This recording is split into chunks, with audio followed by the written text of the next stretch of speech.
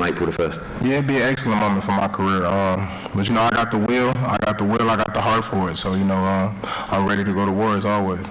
Thank you, Jermaine. Welcome back. Look forward to seeing you on April 1st. We go to a new member of Team AJ, Derek James. Welcome. Exciting times. A new big heavyweight in the stable. Congratulations, Trainer of the Year last year. Anthony out in Texas with you. It's been a good start to camp, a quick visit back, but looking forward to April the 1st. Yeah, I'm definitely looking forward to it. I think that the world hasn't seen the best from Anthony Joshua, especially with the guy that I've been working with in the gym. And I know that Jermaine Franklin's a really good fighter, so I take it very serious, and I know Anthony's taking it very serious. And so, you know, he has a lot to prove, and I think that he will be, you know, he'll be the guy he's supposed to be out there the night of the fight. Obviously, there's questions to be answered by some people, but we believe as a team, and I'm sure you believe as well, this is one of the best, if not the best, heavyweights in the world. Is it about making a statement on April the 1st? Is it about just getting the victory by any means necessary? What do you expect from Anthony in the ring that night? I think that it's so much about Anthony being the fighter that he wants to be and he needs to be, because it's all about him. It's not about anybody else. It's not about anything else. It's about his legacy that he's trying to prove and improve on. And at the same time, it's us building and for him to be the best version of himself that night. And I think that with the time we have and the 3 months is not a lot, but it depends on what level we're working on.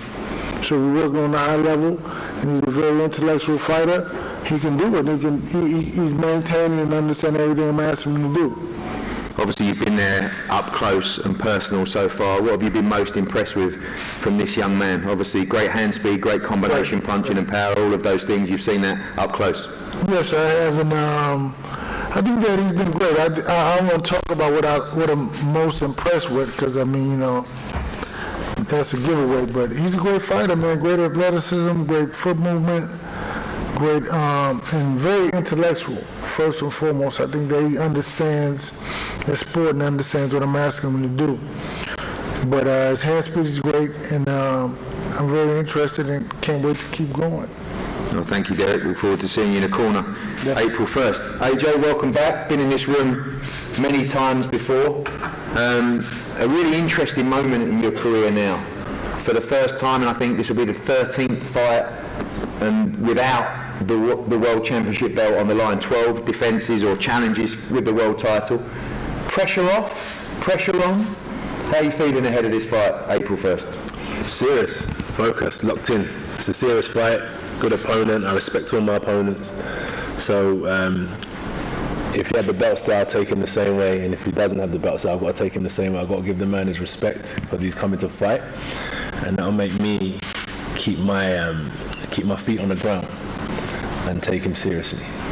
Obviously, the run has been incredible, and it's been over 6 years since we've been at the O2 Arena. I won't reel off the opponents, I've done it a million times, but going back to that venue, I remember when you boxed Emanuele Leo, you know, you turned up, and I remember he had that Italian tracksuit on, and I thought, oh, he looks serious, and you took care of him, and Baktov, and Kevin Johnson, and Gary Cornish, and Dillian White, and Charles Martin, and Dominic Brazil as well. But good to be back there as well. Unbelievable atmosphere, the lion's den, everything's familiar, and looking forward to boxing in London again at the O2. You know, I don't really mind where I box, if I'm honest with you. It's just a blessing to be involved in the sport, be working. It's another night at work.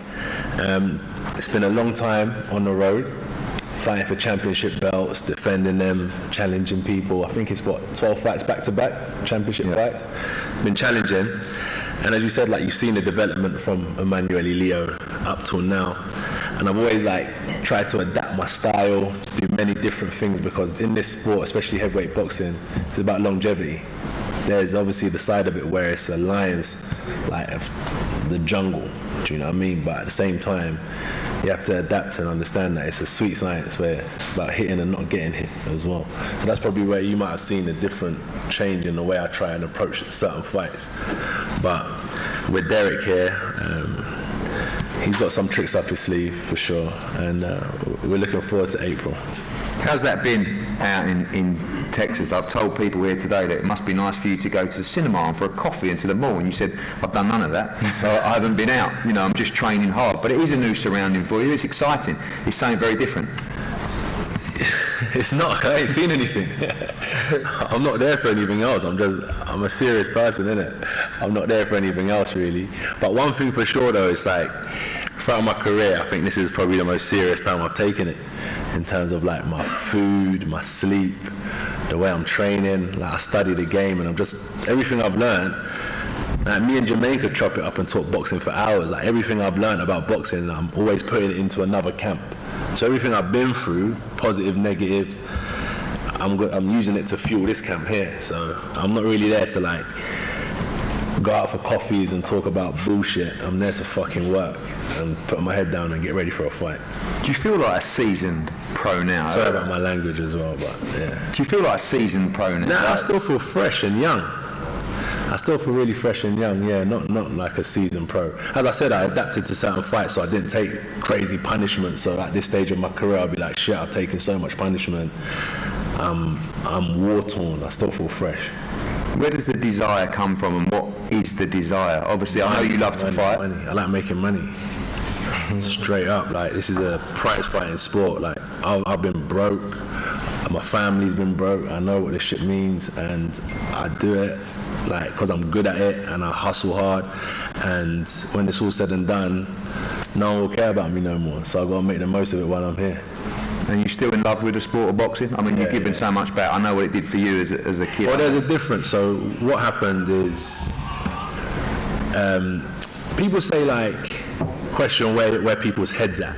Like, is his head in the game? But like, that's one thing. I think waking up every day is just a normal everyday thing, right? You don't think about it. So going to the gym for a fighter is just a normal everyday thing. So many fighters go to the gym every day. But there's a difference when you put your heart into it. And I've had to kind of get rid of a lot of distractions and things in my life so I can put my heart back into the game, because I always built businesses outside of boxing because of the fear that, going back to square one. So I've always tried to build an empire, so when it's all said and done, I'll never be able to look back and say I made stupid decisions. But I made a conscious decision last year to step back and just put my heart into boxing and nothing else. So yeah, I've got definitely got that fire going again. And that's important for a fighter to have that. You've achieved so much. You've got the belts. You've got the legacy. You've made money in the sport. Your heart has to be in it. You know how dangerous the sport is. Yeah, that's what I say. It's not the mind. It's not just the mind, like where your head's at. It's your heart. It's like being in a relationship. If your heart ain't in it, it's no good. You just wake up with your partner every morning, but if your heart's in it, it's a different kind of relationship. So yeah, with that being said, the relationship you have with your job, the relationship a fighter has with their sport, they need to have their heart in it if they want to get to the top. Talk about this man on my left before we wrap up. You were there at ringside. We were talking throughout the fight. But you were impressed with what you saw. A smart fighter, good defence, good tank, good engine, good chin. This is a real test. Yeah, I watch him. I compare him to some old school fighters. I compare him to, we compare him to fights that we've watched back in the day to now. People feel like boxing's based on popularity, but it's not. It's based on skill and talent, and he's got a lot of talent and a lot of skill, and he's building himself up the ranks. So credit to him, good luck to him. Looking at the Andrew Ruiz fight, no excuse, but I think looking at that, you could see from the ring walk that something went right. But I've never come up and said, this is the problem and this is why. So if people want to live off that, they can live off that. But the difference is, when you watch them fights on TV, is one thing, but when you step in the ring with me, it's another thing. So you can watch as much as you want, but until you face me, you'll never know what it's like. And that's the same with him. I can watch as much as I like of him, but until I see him in the ring in front of me, it's going to be a different case. So good luck to him in his preparation. I'll be doing my part, and I know he'll do his part, so we can put on a spectacular show for the viewers of DAZN. If you haven't signed up, make sure you sign up, because this is going to be a great fight. And last question, when you make that ring walk and go into the fight, with all the pressure that you've had over the years, is it just another fight? There's a lot of people saying that a lot is on the line for you on April 1st, but for you it's just business as normal. There is pressure in this fight. No pressure. Never like, it's my own expectations is my pressure. But pressure's like, as I said, being broke, worrying about your bills. That's pressure. Like, look what's happening in Syria and Turkey, and like, you know, the earthquake that's happened. Being in that environment's pressure. Me going to fight and going to the gym's a blessing. No pressure on my side. Well, I can't wait to see you back in the ring. Hey,